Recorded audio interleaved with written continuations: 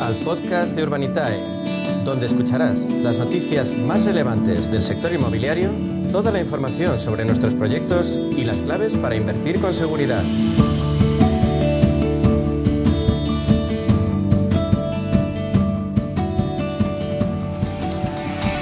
Cuando es la 1:21 de la tarde, pues abrimos este espacio para hablar de inversión inmobiliaria, de la actualidad del sector. Lo hacemos una semana más con Urbanitae, con José María Gómez Acebo, director de clientes institucionales de Urbanitae. Bienvenido, José Hola, María. ¿qué tal? ¿Cómo estamos? ¿Qué tal todo? Pues estupendamente. Estupendo. ¿Cómo ha empezado el año, José María? Ha empezado bien, ha empezado con movimiento, ha empezado con operaciones. Siempre se tarda un poco en arrancar, porque es verdad que la resaca de final de año, donde se concentran muchas operaciones, hace que cueste arrancar, pero sí que estamos ya viendo cosas súper interesantes. Interesantes como la que tenéis a punto de presentar. Creo que esta tarde hay un webinar sobre Correcto, las 5 de la tarde para, es un espacio en donde se encuentra en Mijas. En Mijas Costa, la parte de la zona de Miraflores, que está en sitio Calahonda, Mijas Costa. Uh-huh. Es una promoción en una zona que está ya muy consolidada, con viviendas que por la orografía del terreno dan todas vistas al mar. La autopista que va de Málaga a Estepona pasa muy cerca y queda una parcela por urbanizar que tenía un problema con un arroyo que surcaba por ahí. El promotor con el que trabajamos, que es el Grupo Rosmarino, ha estado bastantes años trabajando la solución, ya la tiene y ahora sale el momento de sacar la operación al mercado. Van a ser 210 viviendas, las haremos en 2 fases, pero como estamos comprando el suelo a un precio muy bueno, pues yo creo que la rentabilidad para los inversores puede ser muy atractiva.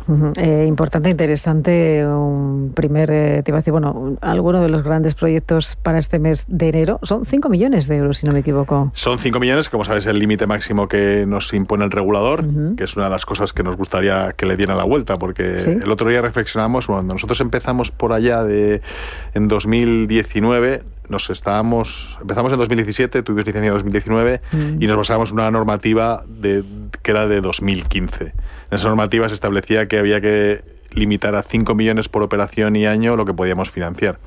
Teniendo en cuenta que la vivienda en ciudades como Málaga, Madrid, Barcelona, que son sitios donde financiamos operaciones, ha subido el doble, quiere decir que con la misma normativa podemos financiar solo la mitad de las operaciones que hacíamos antes.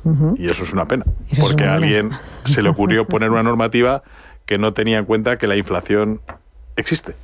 Y además ha sido interesante. Eso es, ha sido interesante en los últimos 3 años. Decíamos que hay muchas normativas que se tienen que adaptar, ¿no?, a lo que está ocurriendo en el mercado, y están ocurriendo muchas cosas, ¿no? Porque hablamos de vivienda, lo charlábamos hace un ratito, y hablamos de la creación de hogares. Hablamos de la tensión en el mercado de vivienda, de la necesidad de poner vivienda.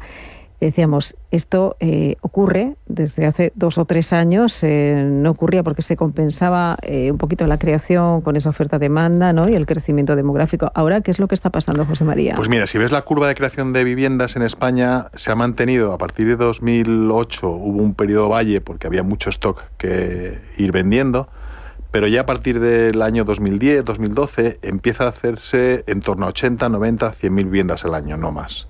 La tasa de formación de hogares se calculaba que estaba en torno a 100, 120.000, con lo que había un cierto equilibrio, ¿no? Esa tasa de producción de viviendas es muy estable, la formación de hogares es más volátil. Y de hecho se pasó que en 2020-2021 hubo una caída importante de la población española.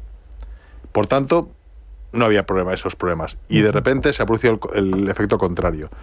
Están entrando en torno a 200.000 personas al año, es decir, que la tasa de formación de hogares, 600.000 personas al año, 700.000, la tasa de formación de hogares es de unos 200.000 al año. Eso quiere decir que nos hemos quedado cortos en torno a 100, 150 viviendas cada año en los últimos 3 años. Y ese es el stock que necesariamente tenemos que construir. Y no hay otra solución que es crear vivienda nueva, recalificar, cambiar de uso, pero si no pones nueva vivienda en el mercado, el problema ya no es político, ya no es básicamente demográfico. Más población, más demanda de vivienda, y tenemos o construimos más vivienda, o tenemos que empezar a decir a la gente que no puede venir a España, o no sé qué otra solución hay. O pedimos a la gente que que en vez de familias de 2,5, que es la estándar que hay, hagan familias de 5 personas.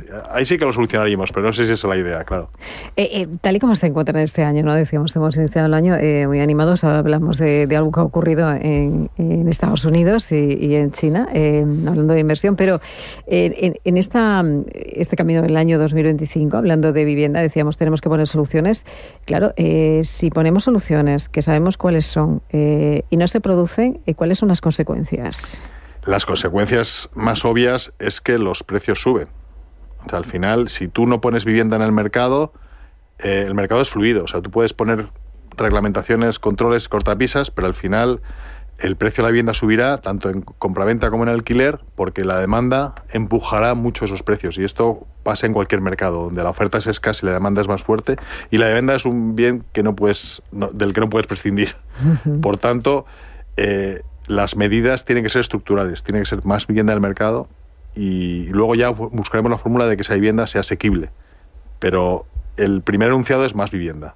Uh-huh. Y en eso tenemos que conseguirlo, y los conflictos que estamos viendo tienen mucho que ver con cómo repartimos ese parque de viviendas que se nos ha quedado pequeño, se nos ha quedado escaso. Entonces, por más que tú consigas que esa vivienda se alquile a mejor precio o sea más asequible, seguiremos teniendo el problema ahí, porque no es más vivienda más barata, es más vivienda sobre todo.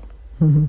José María, dentro de la vivienda, claro, ahí también otro de los problemas de los que se habla, constantemente aparece en los medios de comunicación, se habla de la inquiocupación, de la ocupación, del tema de los desahucios, de las leyes que le están amparando en este momento. Tenemos ahí un problema que tenemos que solucionar, ¿no? Si los partidos políticos no se ponen de acuerdo, ¿qué es lo que puede ocurrir? Pues ese es un problema, y precisamente una de las medidas que van incluidas en el PAC que quería aprobar el Gobierno, en el decreto Omnibus, incluía la extensión de la prohibición de desahucios. Y probablemente es uno de los puntos en los que los partidos de la oposición, particularmente PP y Junts, no están de acuerdo, porque creen que está introduciendo una disfunción en el sistema que está perjudicando a los propietarios de viviendas, que lo que están haciendo es retirar vivienda del mercado ante el riesgo de que la ocupen y ante la inexistencia de mecanismos para reocupar las viviendas y que el inquilino se vaya. Entonces, ese tema es central, y por eso las medidas que está haciendo el Gobierno, que las está mezclando con pensiones, debería sacarlas. Es un debate aparte, y es un debate que está afectando claramente el funcionamiento del mercado. Uh-huh. Dentro del funcionamiento del mercado, y que tiene mucho que ver con esto, hablamos de la inquiocupación, ese fenómeno que se produce ahora, de que alguien se alquila una vivienda y deja de pagar.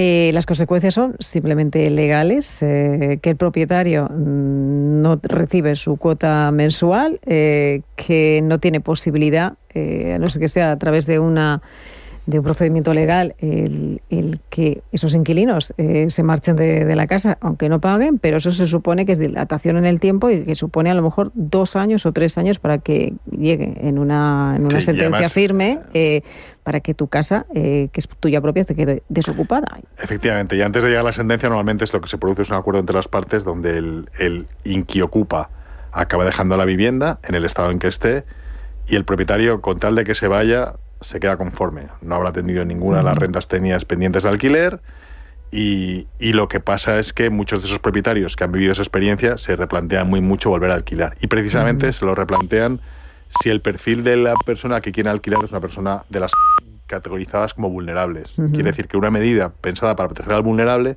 lo que está haciendo es dificultar enormemente su acceso a vivienda, porque ese propietario de vivienda se encuentra con que en caso de que no pague o que quiera ocuparse, va a ser mucho más difícil que salga de la vivienda, y entonces no va a querer alquilar la vivienda de ese colectivo. Y eso es un problema que se ha creado precisamente buscando el efecto contrario, que es favorecer a esas familias vulnerables para que tuvieran un sitio donde vivir.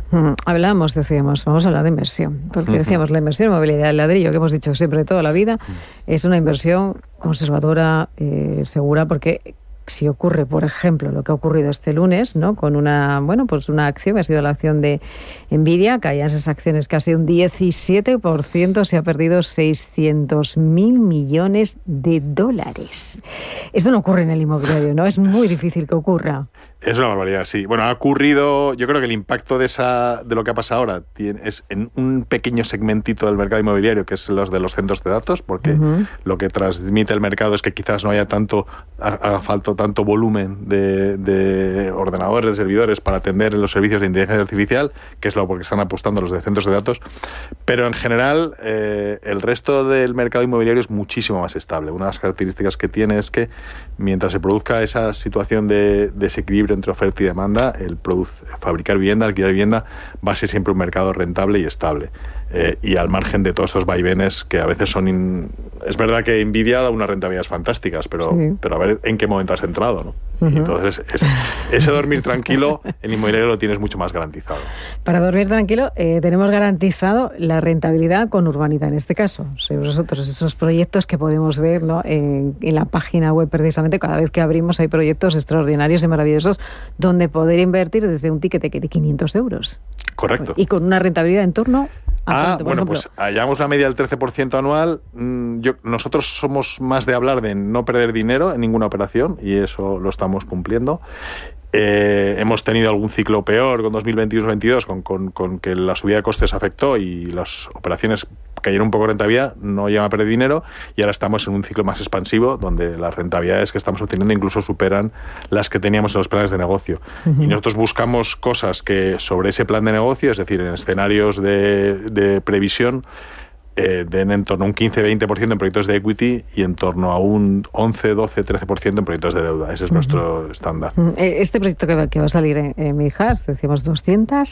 210 viviendas, en torno a 210 viviendas. ¿Qué rentabilidad va a ofrecer? Pues probablemente nos vayamos casi a duplicar la inversión del retorno para los inversores. Eso tenemos que ver, pero insisto, esto sujeto a todos los cumplimientos del plan de negocio. Es un periodo un poco más a lo normal. Estamos yendo casi a 40-45 meses. O sea, casi 4 años, porque es un periodo que son 210 viviendas en carga, que no podemos ponerlas todas a la vez, probablemente hablamos en 2 fases, pero como estamos comprando suelo por debajo de 300 euros metro cuadrado, eso nos da un potencial de venta que nuestros asesores nos hablaban de unos precios de venta que están en torno a un 10-15% por encima de los que nuestro plan de negocio ha asumido. O sea que estamos siendo súper conservadores y aún así los retornos son súper interesantes.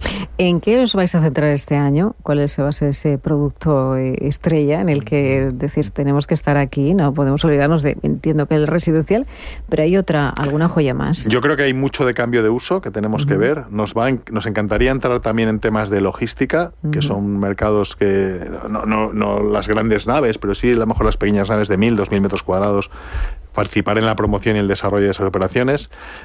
Y luego a nivel de geografía seguimos apostando muy fuerte por Portugal, que es un mercado que nos está funcionando muy bien, y tenemos una apuesta inequívoca por acabar entrando en Francia y en Italia, y para eso estamos dedicando mucho tiempo a buscar los socios adecuados para entrar con socios locales y no encontrarnos sorpresas. Bueno, este año va a ser un año de expansión.